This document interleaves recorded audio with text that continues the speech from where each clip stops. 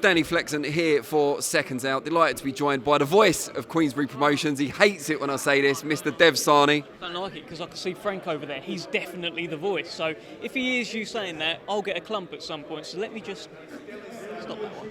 He's got those bat ears though, isn't he? You can see him over there like peering over.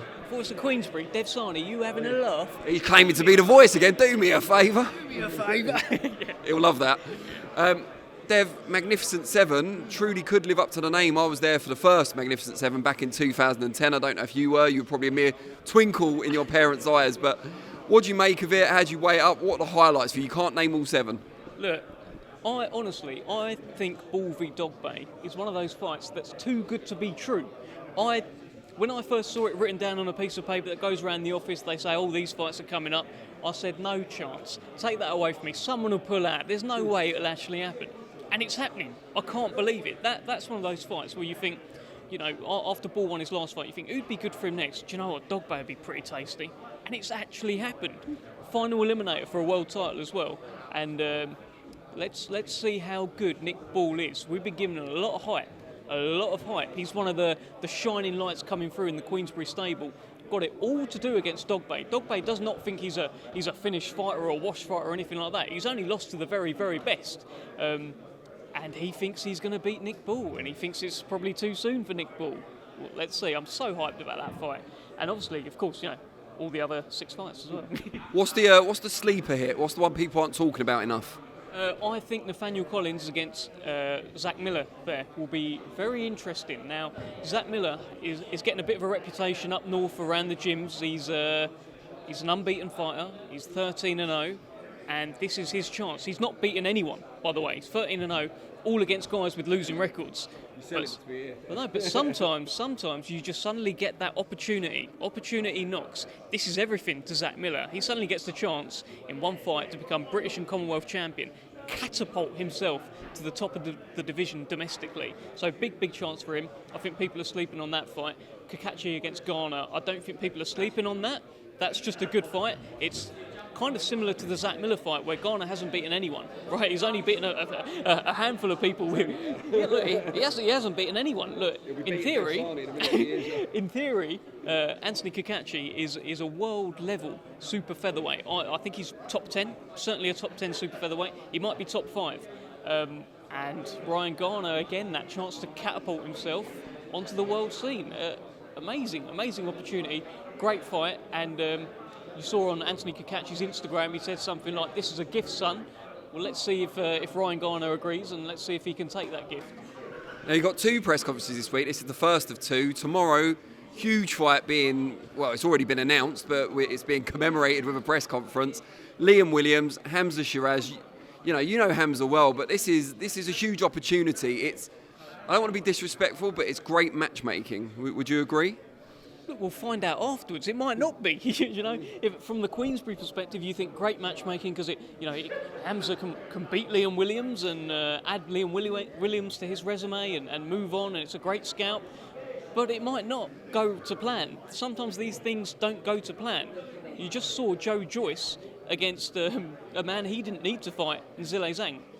Hamzah Sheeraz doesn't need to fight Liam Williams. Sometimes it's fights like that where you think, right, let's beat him and then we'll move on. It'll move us into a great position, keep momentum going. Sometimes it can go wrong. So it depends on what Liam Williams has got left. That's the real question heading into this. If he's that animal that we had at Queensberry, that animal that went into the Andrade fight, he was blowing through everyone domestically. I mean, really, seriously hurting these guys. If he's got an ounce of that left, Hamzah could be in trouble.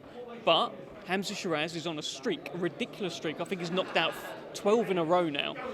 And he's looking like a big, fully fledged middleweight, a hard-hitting, rangy middleweight. So, very intriguing fight. Another one, I was like, what? That's actually happening. So, yeah, great end of the year for Queensberry. Come on. Well, Fury versus Usyk got announced last week. We don't know any dates yet, but I saw a report. It was on Twitter. I'm trying to remember who did the original report. I think it was Boxing News, saying the only thing that can prevent the fight happening next is retirement by one of the 2 parties. Is that accurate from your understanding? It's Frank. I don't know, but I would imagine if a fighter was to retire, that means they don't fight again. So that would probably jeopardise any fight. Although you never know with Tyson retiring before. But yeah, I don't know. Ask Frank. I just, as far as I'm aware, this all systems go. This is happening, and I still can't believe that there are prominent people out there doubting that this fight's going to happen. I've seen some of the most stupid remarks saying things like, they're only saying that to hype up Fury versus Ngannou. Who said that, Dev? People have said this. I can see it online every day. So we are suggesting that Alex Krasik, Oleksandr Usyk, Igis Klimas are saying that they've signed to fight Tyson Fury in order to hype up the fight between Tyson Fury and Francis Ngannou. Why would they do that? Do me a favour. It's mental. Some people can't admit where they're wrong.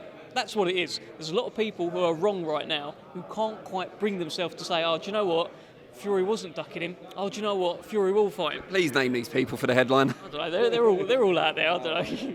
I'm not going to name anyone. Just have a scroll on social media. People who don't want to admit they were wrong. Dev Sahni hits out at various unknown figures. Yeah, correct. Raw beef. But moving on from that, there's a big fight. You may not see it as a big fight, but there is a big fight, certainly for our channel, if nothing else, this weekend on a Misfits show. Your eyes lit up there, Dev, so maybe you are into it. Tommy Fury, someone you know pretty well, KSI. What do you make of it all? Tommy's my guy, right? Look, we've had him for years at Queensberry, and I honestly, it's another one where I just thought, why is KSI doing this? And I assume it's because he's being very well compensated, but he's going to get battered in this fight. Honestly, like Tommy Fury, I don't see a route to victory for KSI. KSI is smaller. I don't think he gets as hard as Tommy Fury. Doesn't have the experience of Tommy Fury. Hasn't been getting bashed about by Tyson Fury for years like Tommy Fury was in the gyms. He's got no chance whatsoever. Sorry to ruin the jeopardy for the fight, but I just can't see him. Can't see him beating Tommy Fury. Tommy owned him in the face-off as well. Not that means anything, but I think he owned him in that face-off. He'll own him in the presses this week, and he'll own him in the ring. And KSI will get turned into a meme. You say you don't want to ruin the jeopardy, but you could be the new David Haye. It could be that people just bet against whatever you say. This could be the start of something. To be fair, when David Haye does an interview and gives his fight prediction and he sort of goes like that, I believe him every single time. Every time. I believe. Insanity, isn't it? Yeah. Everything he says, I just believe it. When he starts doing the wide eyes and goes into it like that. So yeah, look, maybe. Do you think Queensberry will ever dip into the murky waters of influencer boxing? Murky waters. Well put. I don't know. I mean, Queensberry are very much focused on proper boxing, making proper fights. You just never know, do you? With what's happening over on their side, I think Eddie's kind of intimated that these shows are doing very well for DAZN subscribers. I think it's a broadcaster-led decision. I think it's kind of a broadcaster-led decision. Eddie himself has moved away from the influencer side of it. It's a broadcaster-led decision, and clearly they're getting a lot of subscribers off the back of these fights. Great stuff, Dev. We look forward to these two shows coming up, and apparently to Saturday as well. Yeah, no, I'll be tuning in. I'm intrigued. I want to see if Tommy Fury can back up my words. It's bulletin board material for KSI, isn't it? No chance whatsoever, Dev Sahni said. But I saw him, I think he's aware of this stuff. I saw him suddenly go out like that Boxing Kingdom Twitter account and told him to F off and all sorts of stuff. I think he's aware that people are backing against him, but I'm very much backing against him. Brilliant. Dev, really appreciate it. Cheers, mate. Perfect.